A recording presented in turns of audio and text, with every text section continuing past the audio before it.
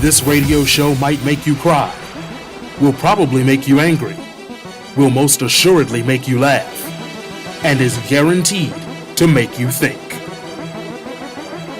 3-6 Nation Radio, where no topic is too hot, no take is too cold, with Monica Livingston and Sean Parker.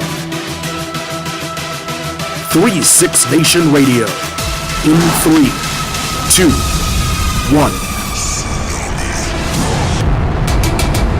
Ooh, what's going on, everybody? Good morning, Vietnam!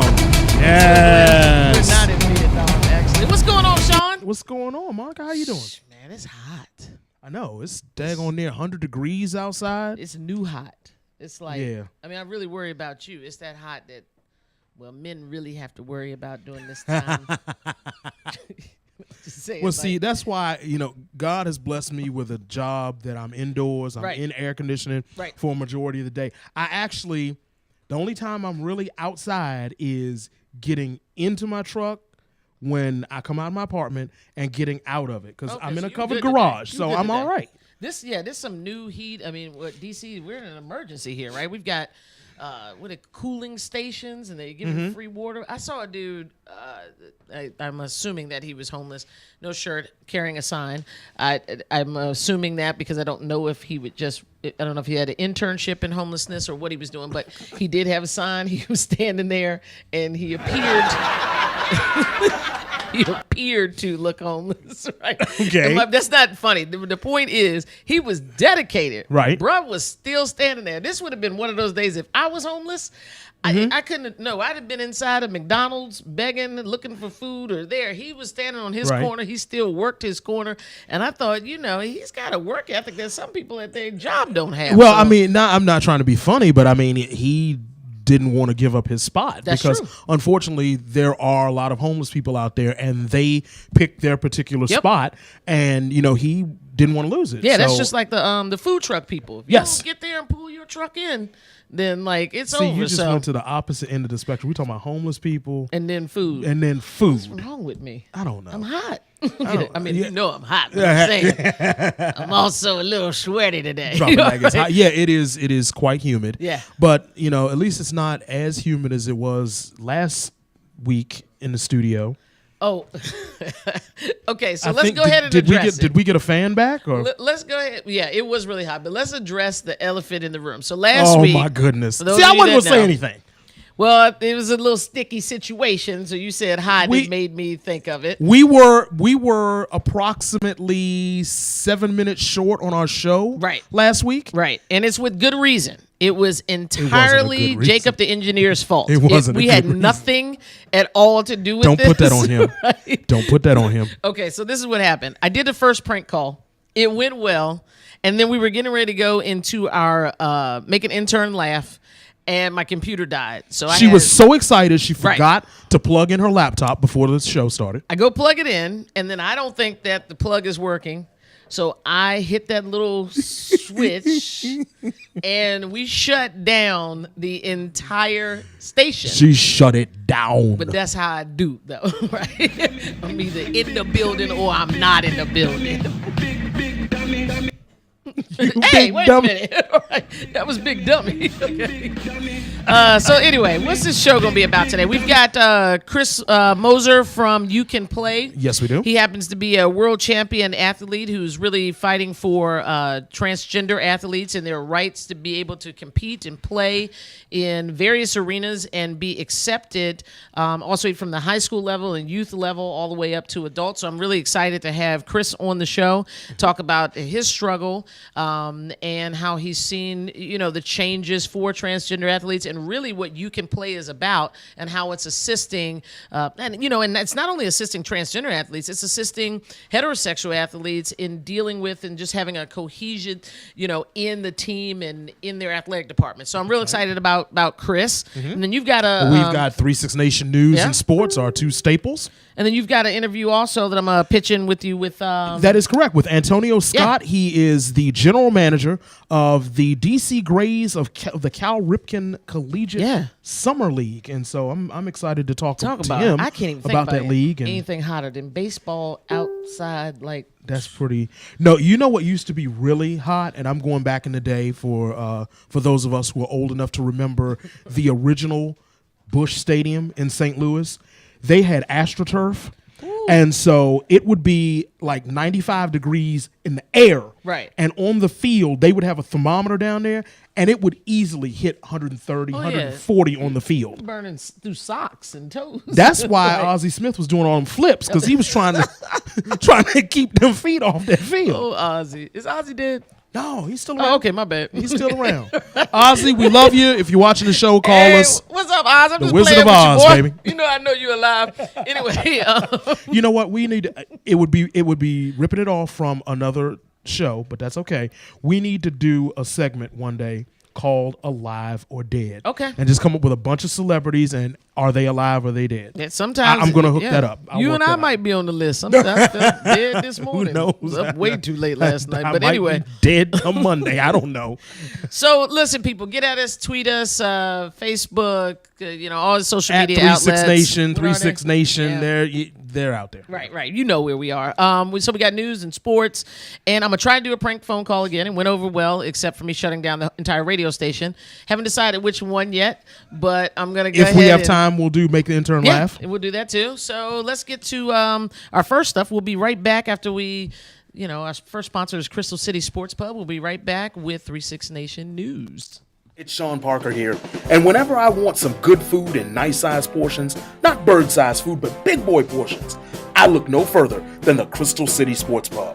Now, if you just stayed on the original first story of the restaurant, you'd be more than happy with the pool tables and the aforementioned good food, but then they went and added a grand second story with, check this out, 6 37-inch LCDs, 2 8-foot projection screen TVs, and a 10-foot projection screen TV, and as a cherry on the top, a state-of-the-art sound booth.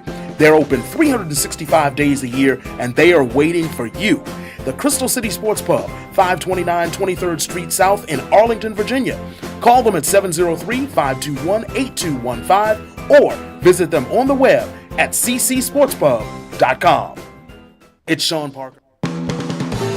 36 Nation News, the DMV's #1 source for the hot topics and current news of the day, with Sean Burgundy and Monica Corningstone.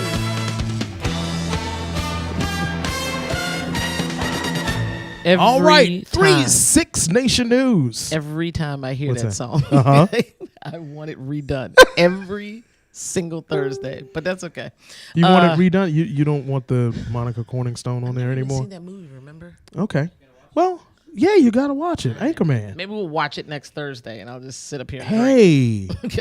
Okay. Hey, remember when substitute teachers used to do that? They Yeah. would put a movie on and just... Yeah, in fact, when I was in school, the first job I wanted was a substitute teacher because I thought they don't do anything.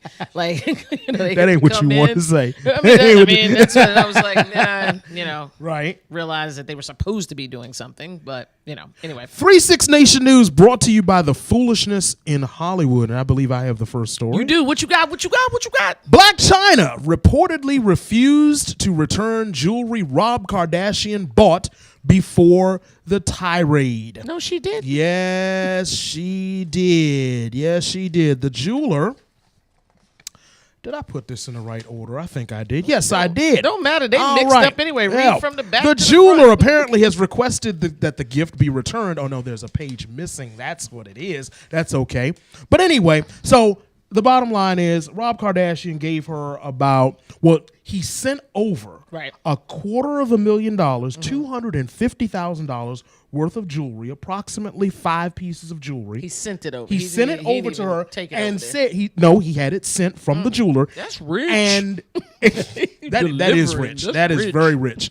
Because trust me, you walking in the K or you If I'm walking buying in the it, too, Jared. I want them to know it's from me. I'm Right. like, hey, babe, look at this. Look what I got you, boo. You know what I'm saying? Right. Not the But little- but he sent over 5 pieces, about $250,000, and told her to pick one. Pick one of them. Oh. Right? This was a couple of days, like 2 or 3 days before their big blow up. Okay. Oh, okay. He's That led claiming, to it. right? Okay. He's claiming she didn't return them. He wanted all of it back. He wanted all of it back. The jeweler said that they haven't received any of it back. Blac Chyna is claiming that it was a gift, so I'm under no legal obligation to return it. She claims that she kept a bracelet and returned the other 4 pieces. The jeweler said, we ain't got nothing back. Wow. Okay? So the question is, which one of them is in the wrong? Was Rob wrong for wanting all his stuff back? Or is she wrong for, even if she kept one, like he originally said, should she have returned all 5 pieces? I'll tell you where Rob was wrong. Rob was wrong the day he said to Blac Chyna, boo, come out and eat with me. That's when he was wrong. Okay, right? He could have, big dummy, you big dummy. Big dummy. That's when he was wrong. She should return that man's stuff. She, clearly he probably said, pick one. He gave her a smorgasbord of jewelry. Right. That's enticing. I love that That's word. kind of hot. You love smorgasbord. Smorgasbord. That's a good word. That word is Making you word moist. is moist. Okay. Moist. Okay. Right. I mean, it's hard not to be today. Everybody's moist this is today. a moist day. That's right. So I think she should give that man back his stuff and should move on. But I don't know. I can't wait to see what else they're going to do. I know it's going to be a mess. Right. Whatever it is that they keep doing, because they like this. They like this drama. This is keeping them relevant. I mean, who's really talking about Rob's socks? I mean, raise your hand if you got. It's unclear how much money Kardashian makes from his Arthur George sock line. Exactly. But Unclear. CelebrityNetWorth.com reports that he's worth $6 million. Right. Because his mama let him borrow that last week. He also is alleging that he pays the rent on China's Tarzana, California rental and paid for a number of vehicles for her and her mom. Yeah, I believe that. Her mother's, her mother live around here. Let me keep my mouth shut. Okay. Never mind. Love you, Tokyo. I ain't scared. Hey, boo. I ain't scared. You sit by the door. 2722 Georgia Avenue Northwest. There you go. She ain't gonna be mad at you to be me. Okay. Anyway, let me tell you my story. Yes, please. A dude got trapped in an ATM machine. He got trapped in, and this fool was a contractor. Say what? You heard me. Trapped inside of a bank ATM, saved after slipping customers a help me note through the receipt slot. Okay. He accidentally locked himself in, realized he had left his phone in the truck. The contractor resorted to posted notes begging ATM customers for help. Please help. I'm stuck in here. I don't have my phone. Please call my boss. This is my boss's number. Numerous ATM users wrote the note off as bizarre practical joke, right? They didn't think anybody was literally stuck inside the machine. You'll never see this in your life. It was just crazy, said one of the officers. Dude was stuck inside the ATM machine for 5 hours before someone finally took it to the bank and said, hey, I think, your contractor is in there. And I just want to know, do you think he should get a portion of what was in the ATM machine since he spent all that time in there? No, he's a big dummy. I think if he didn't, big dummy. You just like that drop, don't you? Big dummy. Yeah.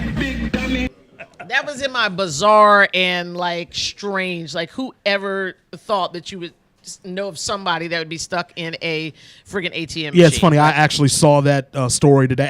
I almost picked it. Yeah, well, I did, and you know why. So what else you got for me? Well, I didn't pick the ATM story because I picked this one because this one was equally as absurd. Wimbledon, that legendary tennis tournament over there in Wimbledon, England. Wimbledon's all-white rule, for those of you who don't know, Wimbledon has a rule that all of their players must wear all white. Right. And a few years ago, Serena Williams got into a little bit of hot water because she chose to wear a pink sports bra up underneath her white top, and they got on her. Well, the fashion police are out again at the All England Lawn and Tennis Club. Wimbledon's all-white rule forces boys' doubles team to change their black underwear. Zambor Piros and Wu Yibing are 18-year-olds who form the top seed at the Wimbledon boys' doubles tennis tournament. They also apparently are rebels ghoulish enough to wear black underwear to the notoriously all-white affair. Does it say ghoulish enough? It says ghoulish. which is what ghoul is one of my favorite words. Who wrote this? Boys and color of underwear and ghoulish. That would like be Addie Joseph of MSN Today, MSN USA Today. Yes, Piros and Wu were forced to change their underwear, which were visible not over or under their proper white shorts, but apparently through them. The Wimbledon all-white rule, which is subject of New York Times feature this year, has also reared its head for Venus Williams. Oh, it was Venus. I'm sorry. I said Serena. Right. For daring to wear a pink sports bra that's peeked out slightly from her white dress. It's a dated rule that also famously cost Roger Federer his orange-soled shoes. He had white shoes with orange soles, and they made him change it. wow. But this one seems even more ridiculous given the underwear can't actually be seen. I'm sure you can see they were wearing black underpants, the broadcaster says. And it goes on to say, we didn't notice. Should Wimbledon, and I understand tradition, should they get rid of this rule? Yes, they should. Can people just be people and express themselves however they want to through their clothing, hairstyles, sexuality, whatever? Can they just go ahead and do that? I don't think that it's going to hinder the game. I don't think that it's going to make it a less classy event. I remember Andre Agassi being a refreshing, character when I was coming up watching, tennis. And I think that it's important. When he had hair. Right, when he had a lot of hair, that mullet he was rocking. And I think it's important for people to be able to see themselves in sports and see themselves in different jobs and on TV and movies. And when you see yourself, it helps, our entire society move forward and think that you can achieve. And, and I have multiple colors of underwear. And so I want to be represented out there. Do you now? I want my draws represented at Wimbledon. That's what I want, John. The United Colors of Draws, for those of you who remember Benetton. Exactly, Benetton. Oh, man. What's Trump up to today? I'm looking for something to talk about. Wasn't he grabbing somebody today? I wouldn't be surprised. He was on a trip somewhere. I wouldn't be surprised. What else is going on in the world today? I was it American League won the All-Star game? Yeah. The Emmy nominations came out. I didn't even read it to see who was. I can't remember the last time I was in a movie. I went to see him.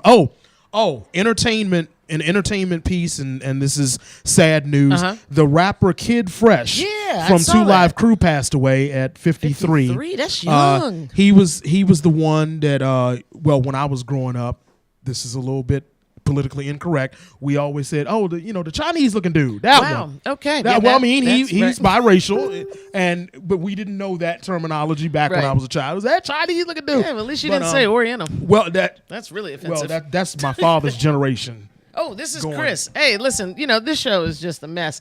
This is what we're going to do. Chris is calling in. He's going to be our community spotlight. We're going to take a quick break, and then we'll be right back. Then we'll be right back. If you can play, you can play. If you can play, you can play. If you can play, you can play. We are all champions. We are all Red Hawks. Red Hawk for life. Our staff, coaches, and student athletes welcome students of all races, religions, genders, sexual orientation, and national origin. We advocate and support the LGBTQ community. We play together. We win together.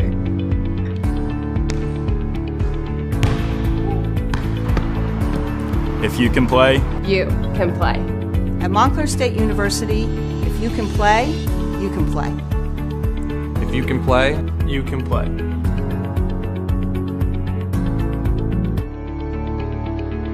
If you can play, you can play.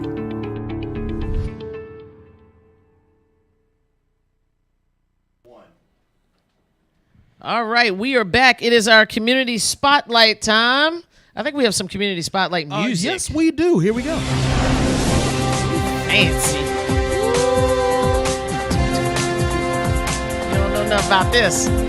All right, I've got Chris on the phone from You Can Play. Chris, are you there? Yep, this is how we roll. We'll try that one more time. Hello, Chris. Are you there?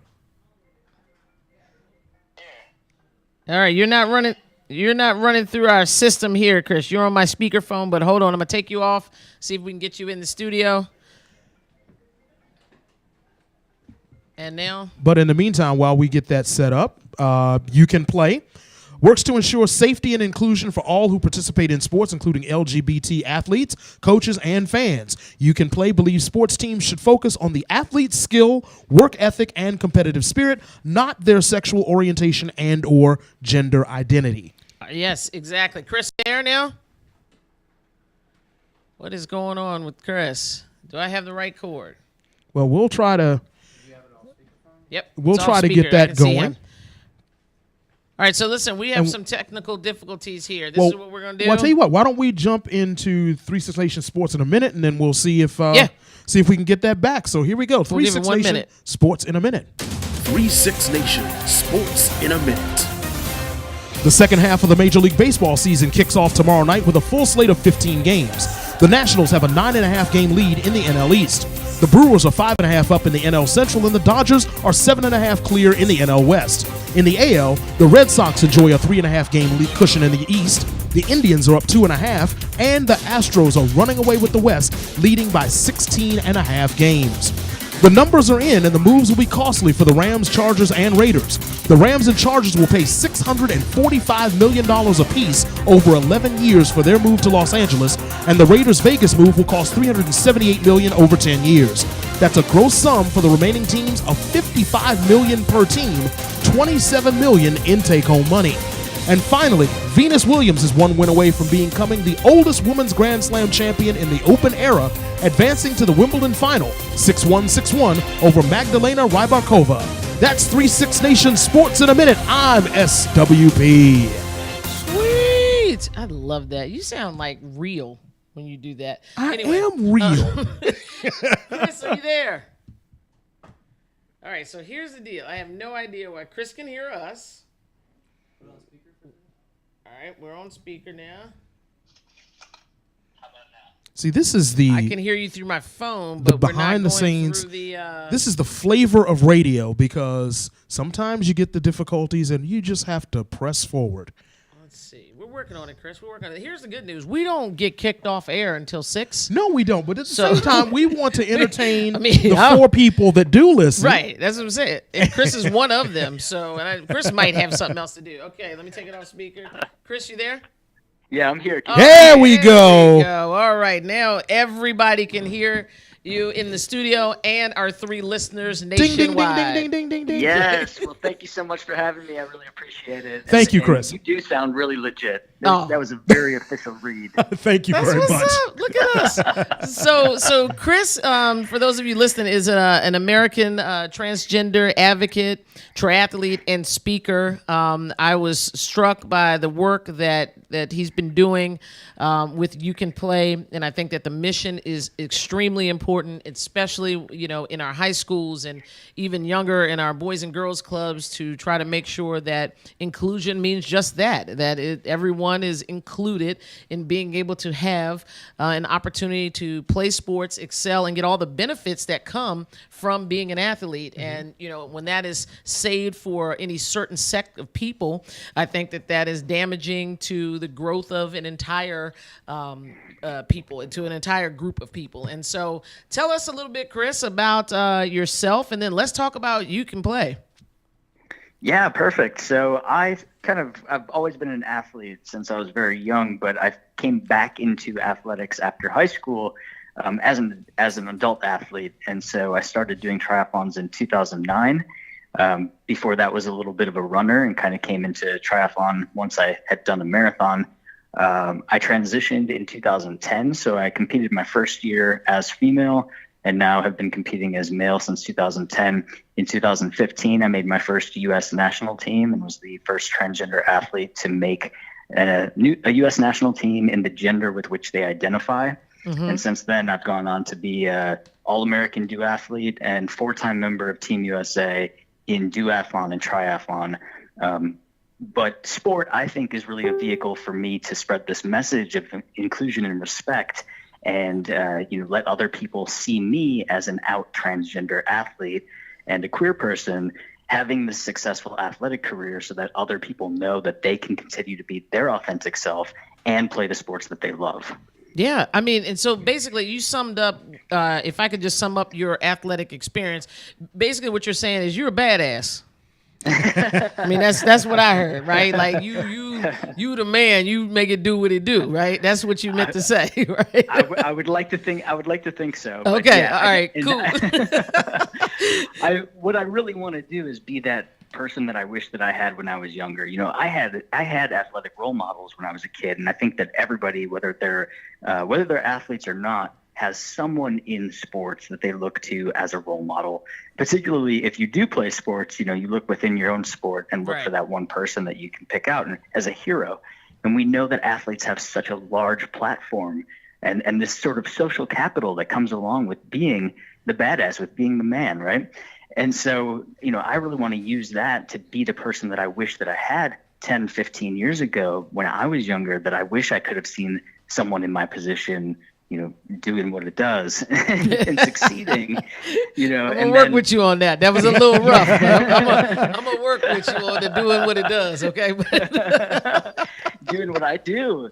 And, you know, like, I just wish that I would have had that person to look to, and I really want to do that for other people. And so that's what drives me, in addition to just being a competitive person, to, you know, to really go out there and try my hardest on behalf of our community, and to let all people know that you know, sports should be something that everyone has access to. That's perfect. You had a question about the organization? Oh, absolutely. Yeah, I was just because I read a little bit. I read the mission while we were trying to get you on the phone, and just talk to us a little bit about that organization and how it really helps other LGBT and transgender athletes. Yeah, absolutely. You know, I think, like we said, you know, young people learn so much from participating in sports. And so, you know, I think, and beyond that, you know, people who come into athletics as adults even, I think there are just so many good things that come out of participation in sports, whether it's team sports or individual sports.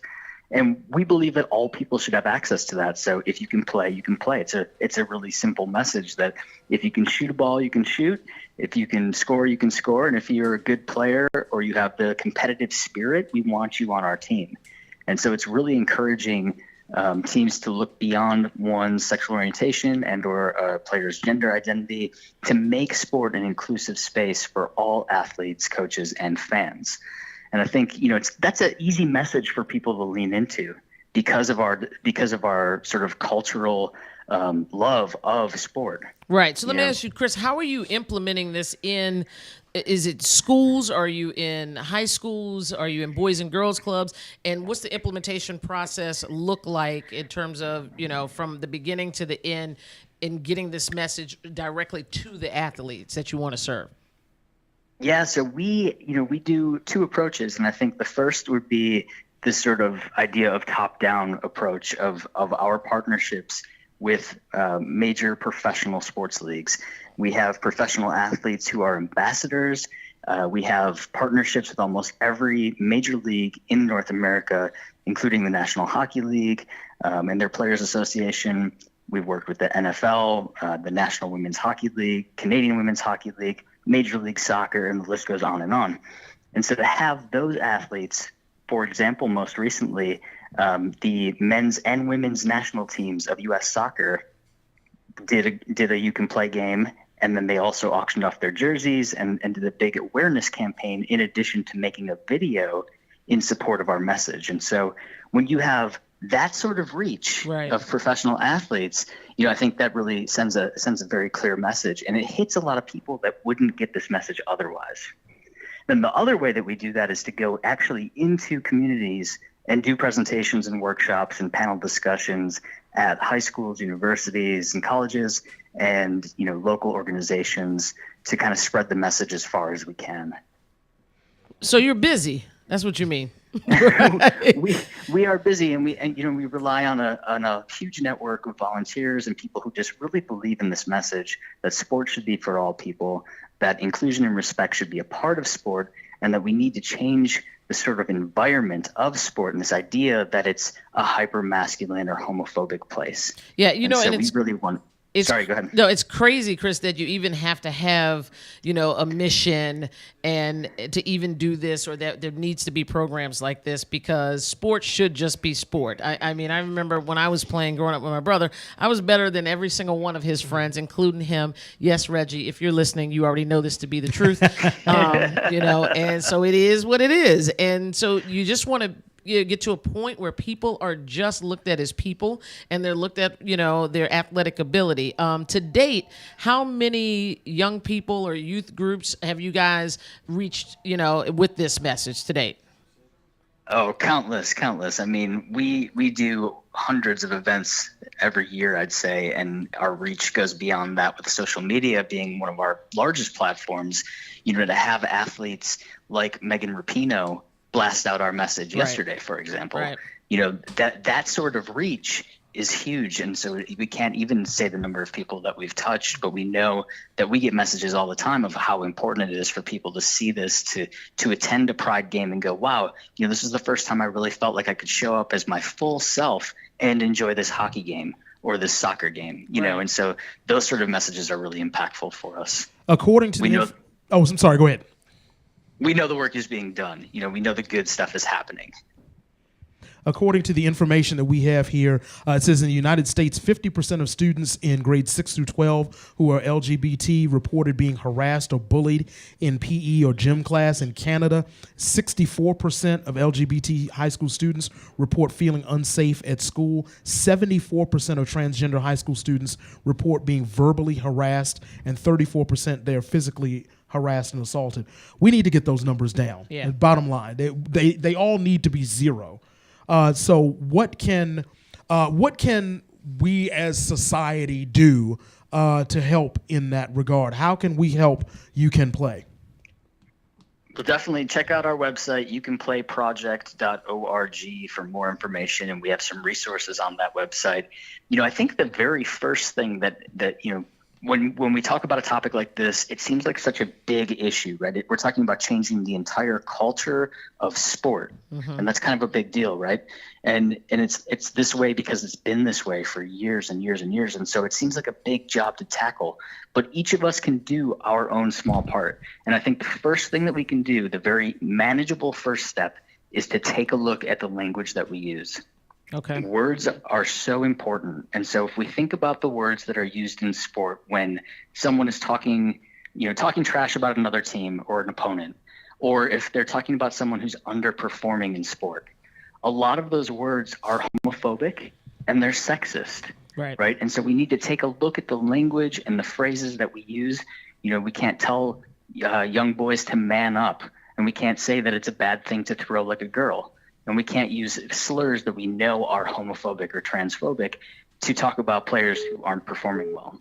So those are very, very simple things that we can do to check our language, that just by not saying those in a locker room or on a field makes it feel like a safer space for all people. Yeah. So that's the very first thing we can do. Preach, brother, preach. Absolutely. Right? Yes. I listen. We gotta wrap up with you, but everything you've said is spot on. We're gonna continue to encourage people to go to You Can Play and to get involved if there are local chapters, or to reach out and to donate. This is how you change things. You get involved. You give people that are doing good things the funding to continue to do that. And I know you think you've got some big wig athletes right now. I told you could use me whenever. So, when you're ready to really step it up, Chris, call me, and I'll give y'all, I'll do a little thing for you. Okay. Thank you so much. It's youcanplayproject.org, online at You Can Play Team on all of the social media, and I'm at the Chris Mosier if people want to hit me up directly. So thank you so much for engaging with me today, and keep it up with the show. I love it. Thank you so much, Chris. Thanks, we really appreciate it. Love what you're doing, brother. Have your people call my people now, okay? All right. I'll talk to you soon. Okay. All right. Bye. Well, that was our community spotlight there with Chris Mosier. Let's do this. Yes, Let's take a break. We're going to look at You Can Play. We have some clips from them. We showed one right before Chris got on the line. And then we're going to show you one here. And then I just saw my man Antonio Scott is in the building. So we're going to do an interview with him to find out about some fantastic baseball that's happening. The word baseball right now with this heat, is just, I couldn't even finish. I said base and then started sweating. So we're going to talk to him about, you see where he is though, right? Oh, yeah. His team is at practice. He said, Monica, I can come in the studio. That's no problem, right? He's missing that practice today, but we'll be right back. It's about respect. Respect for our teammates, respect for our fans, and respect for our game. It doesn't matter who you are or where you're from. On this team, we're a family. Racist, sexist, and homophobic language have no place on our team. We pledge to make our locker room a safe place for everyone. No matter your race, religion, or whether you are straight or gay, if you can play, you can play.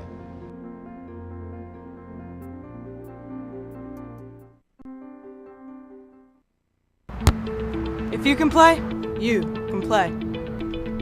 If you can play, You can play. If you can play, you can play. we are all champions. We are all Red Hawks. Red Hawk For life. Our staff, coaches, and student athletes welcome students of all races, religions, genders, sexual orientation, and national origin. We advocate and support the LGBTQ community. We play. Together. We win together.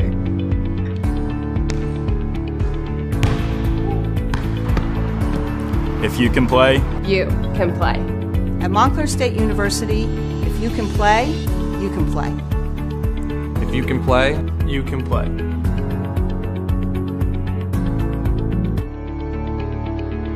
If you can play, you can play.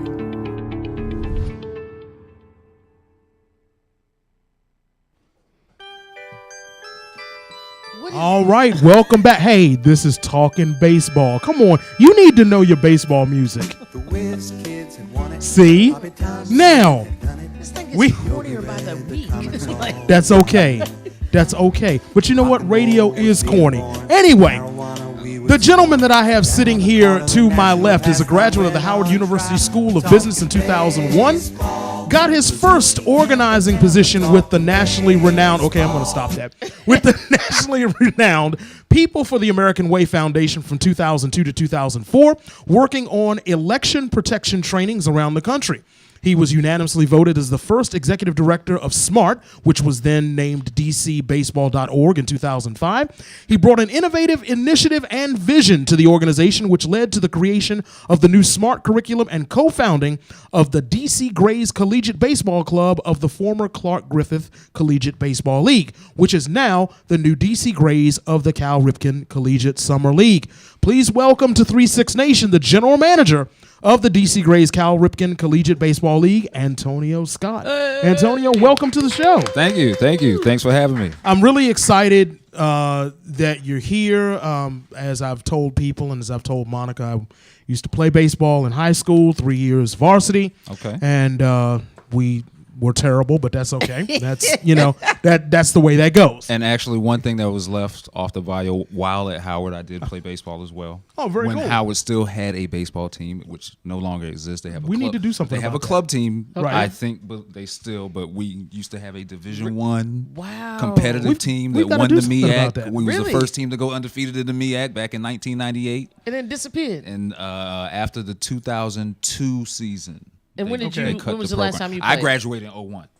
So basically, Okay, so you were on the last team. So You no. left and they So there couldn't was- handle it no more. there They was- just no. packed up. They said, Antonio's gone. Yeah, The it hell was with like, it. We man, can't this- play no more. That's what happened. Man, after those 4 years, we got to do something else, man. But no. It was the year after. Okay. Me, I had graduated, and they played one more season after that, and then that was the last team that played at Howard. Okay. Are there any other teams? Are there any other teams in the MEAC still playing baseball? Oh yeah, definitely. Okay. You got Delaware State, Norfolk State, UMES. Okay. Okay. A lot of the teams that are in the South Division too, Bethune-Cookman, Florida A&M. We just got to get Howard to get up off some money and Right. reinstate the baseball program. Hey, that's an uphill battle, but it would be good to see. You know what I mean? It would be good to see I'll fight it baseball with back. Amen. Even though I go. graduated from Let's go. Maryland, I'll do that. Hey, but in the meantime, I have the DC Grays. Absolutely. Let's talk about the let's DC talk about Grays. the And as I mentioned, the DC Grays, Cal Ripken Collegiate Baseball Team. What is it? How big is it? Who's involved? So the Grays are one of 10 teams in the Cal Ripken Collegiate Summer League. The Cal Ripken Collegiate Summer League is one of many summer collegiate leagues around the country that recruits college ball players from around the country, more or less, and these are from primarily Division I schools. Right. Okay. You have a lot of Division II schools, some D3 schools, and junior colleges as well that get recruited, get players recruited from, but primarily a lot of your big, D1 schools, mid-major schools get heavily recruited from. That was my thing, Antonio. So one of our sponsors, the Crystal City Sports Pub, Jimmy, gave me your contact information. Right. I think him and his wife do some kind of sponsorship or something. He was like, this is really good baseball that happens in the summer. They're Division I athletes, and if people want to see good baseball, he just felt like people are missing this opportunity. And it's free. Right. And he said that. I'm like, it's free. Crazy. Like, Free. That's the best 4-letter free word in the 99. English language. Friendly family environment right here in DC. The stadium is nice. Where do you guys play? We play our home games Right. at the Nationals Youth Academy in And that's Southeast. a great facility. It's I've called games over there. Now let me throw caution out there. Our home game. I'm sorry, Monica. Our home games are free. There's a few teams in the league that charge admission for their home games, but our home games at the academy are free of charge. Parking's free out there as well because the academy shares the parking lot with the Fort DuPont skating rink. Sure. That's So exactly what it is. and it's pretty. The skating rink is still pretty active. Yes. You know what I mean, like, so it's the same parking lot. Parking is free. The games are free. It's exciting baseball. It's good baseball. People are missing out. And I was, I'm looking at the standings now. You got teams in Baltimore, Gaithersburg, Rockville, Alexandria, Bethesda, Herndon, Loudoun. So it's all over the area. I was kind of hoping you wouldn't look at the standings because we're not doing so well. I didn't mention where you were in the standings. So just erase everything I said. just now, you can erase all of that. But so you talked about the people on in Division I level, but who is eligible to play? Who could Monica and I try out for the team if we? No. I mean, sorry. Go ahead. Technically, yes and no. Okay. If that makes any sense. So you have to have at least 1 year left of college eligibility. Okay. And yes, according to the rules of the league, you have to be on a college roster. Gotcha. Okay. Apparently enrolled on a college roster. Let me see. So it's been a minute. that's why I say technically, it's been a minute. If you got 4 years of eligibility left, use it all. You just have to. Okay, gotcha. So we'll leave it there. I'm good then. I'm still good. Okay. So now you just got to get yourself on a roster, enrolled somewhere, and then I'll give you a look. I'll give you a look. Hey, I'm all about opportunity. Man. No, you know what? I'm up in the booth now. My playing days are long gone. Trust me, I feel you, man. I'd probably pull every muscle below my waist. Running or doing any baseball playing right now. Because when they say that's why I'm the GM. Because when they say hitting the baseball is one of the toughest things you can do in sports, they're not lying. Oh, that is so tough. Yeah. You're trying to hit a round ball with a round bat.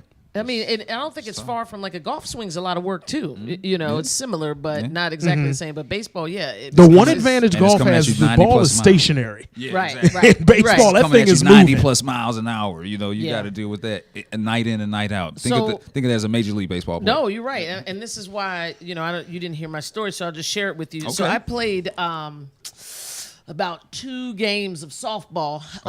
Okay. And fast pitch or slow pitch? It was fast. It wasn't fast for me, but we were participating in fast pitch. Gotcha. But I was not. It was too hot out there for me. And I wasn't really very good at it at all, but that's just my experience with softball. And I like going to baseball games. How long ago was this? Well, let's see, 1980. I hear 80s. I mean, day before yesterday. Yesterday. Okay. All right. That's what the real answer I was looking Right. for. Let me ask you, did you grow up playing baseball? I grew up playing sports. I grew up playing baseball, football, and basketball, but baseball was my first love. Okay. My older brother, who also went to Howard and played baseball at Howard before me, I followed in his footsteps more or less. You know what I mean? He was my idol growing up. Okay. So I wanted to do everything Big Brother does. So that's how I kind of fell into playing sports in general. Right. But playing baseball was my first love. And then of course my father played baseball, my grandfather played baseball. So it's a kind of a family tradition, if you will. Okay. Now it's interesting that you mentioned tradition and talking about baseball because your website mentions the rich history of baseball in Washington dating back to the 19th century. Exactly. But a lot of people in the area they might not know about that history pre-Washington Nationals. Right. So can you give us a little bit of flavor on that? So there was the Washington Senators for many moons. They played right here where Howard University Hospital was. That's Griffith where Stadium. Griffith Stadium used to be. And also, a lot of people don't know the reason why. To give you the short history of the Grays, when I co-founded the first DC Grays, this is like the second stint of the DC Grays. But the original DC Grays that myself and my buddy and friend Brad Burris co-founded, he was on that last baseball team at Howard that we talked about. We co-founded back in 2006. The original DC Grays that we played in the Clark Griffith Collegiate Summer League, which was at the time the oldest collegiate summer league in the country. We named the team after the Grays because a lot of people didn't know that the old Homestead Grays of the Negro Leagues, who was probably one of the most successful Negro League teams of all time, played in Griffith Stadium. And people don't know that the Homestead Grays, of course, were based more or less in the Pittsburgh area, but for reasons beyond, that we don't need to go into now, they played a lot of their home games here in DC. And there was a time that they used to sell out Griffith Stadium more than the Washington Senators did. Because they were better. We wanted people to know, this rich history that the Grays are attached to DC, and there's right here in the heart of the city. And that's so important. And kids don't know this stuff. And by the way, Barry Bonds does not have the all-time home run record. It's Josh Gibson. Thank you very much. It is. Over 800 home runs. See, what people got to understand is that Barry Bonds' record is the Major League Baseball record. That's what it is, But Josh Gibson, probably hit like 1,000. He probably hit like over 1,000, man, and that's not exaggerating. The longest home run in DC, because they credit Mickey Mantle with hitting the longest home run at 555 feet.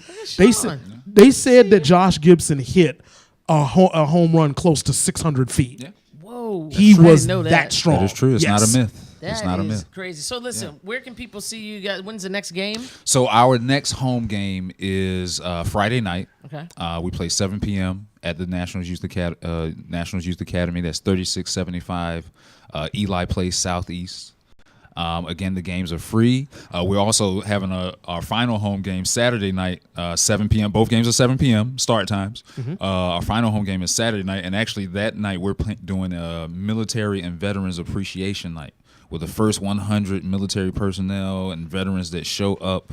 They're going to get a free camouflage DC Grays hat. It doesn't look like this one. This is like these are our road ones. Those are hot. These are our road ones. We have the ones that have our DC logo on it that are our home ones. But that's going to be the camouflage hat for that night. So I may show up just to get one of those. Just to get one of those. Well, since you ain't bring us not a T-shirt, a cozy, or nothing, just came up here today. I wasn't going to say that. That's a part of my marketing strategy is to get people out to games. That's the only place we sell merchandise right now. So you got to come to a game and see the product to get the product. A true GM. And if for some reason people can't get out to see your games, are your games broadcast? Can they see your games anywhere? There is a web.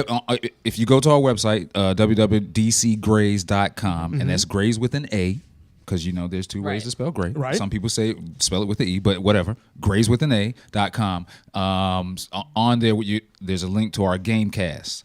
And that will give you the link to our, we do have a webcast that we do for our home games. Awesome. Most of the road games, you have to go to that that team's website that we're playing against, and they're doing their own, webcast at their home games as well. So wonderful. And also, in addition to this, we've also started some youth programs in DC. Just going to ask about that. The DC Grays RBI program. As a matter of fact, next week our 15 and U team and our 18 and U team are going up to Philly to play in the regional tournaments.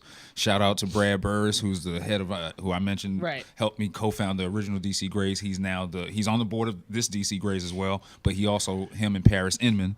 Shout out to Paris too. They run our RBI program, so they've done a great job in this past year.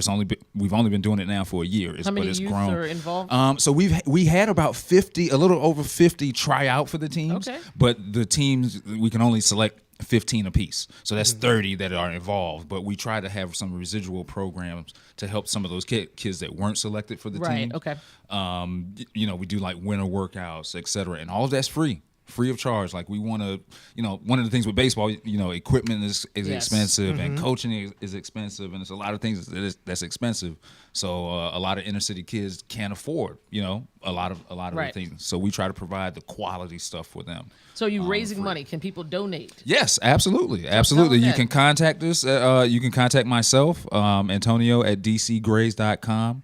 Also, my contact information is on our website, dcgrays.com, just in case you forget. Myself or Michael Barbera, who's our team president, to arrange donating to us. Now, we don't have a specific button on our website where you can click donate, but we do a lot of private donations. Tom Lavero is on our board of directors as well. He does a fundraiser for us every year. The Cigars and Curveballs fundraiser, which is an extension of his. Well, he started his new podcast off of that. And that Doc Walker comes out. Kevin Blackystone has come out before. Shout out to those guys. They've come out and shown us some love. So yeah, we do those types of fundraisers and silent auction type stuff. So yeah, there's many ways to get involved. That is absolutely wonderful, Antonio Scott, DC Grays. Man, it is a pleasure. To meet you. Thank you so much for coming in. Thank you. Anytime. We really appreciate that, and get out there, DCGrays.com. Yep. Get out there and let's support the DC Grays. We are going to come back. We are going to wrap up the show. We think Monica has her final word, and we will get out of here. So we'll take a quick break and come back. 36 Nation Radio.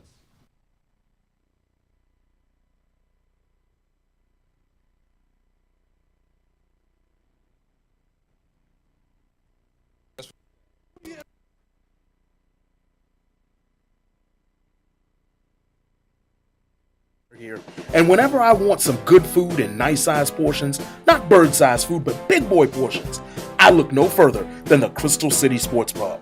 Now, if you just stayed on the original first story of the restaurant, you'd be more than happy with the pool tables and the aforementioned good food, but then they went and added a grand second story with, check this out, 6 37-inch LCDs, 2 8-foot projection screen TVs, and a 10-foot projection screen TV, and as a cherry on the top, a state-of-the-art sound booth.